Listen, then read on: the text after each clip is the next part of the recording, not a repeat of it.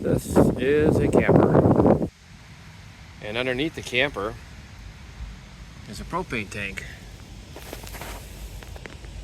And the propane tank has a solenoid that operates a valve that turns on and off the propane.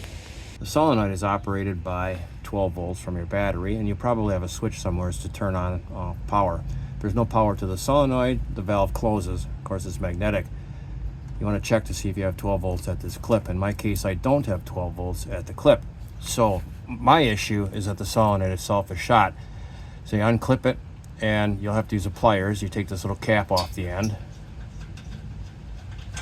and the solenoid can be removed. Now, in theory, you can buy a replacement solenoid. In practice, these are relatively hard to find and expensive. Local RV dealer cannot get just the solenoid, has to get solenoid and valve and replace them both.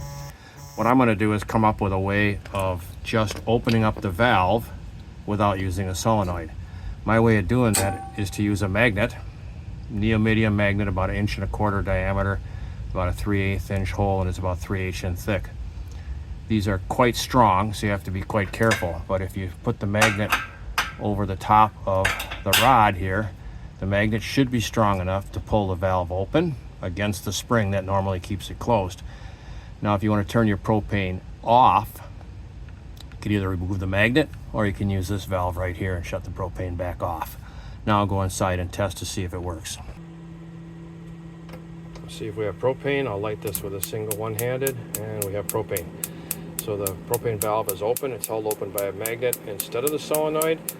And now I have time to go find a solenoid and see if I can get either the solenoid or valve replaced.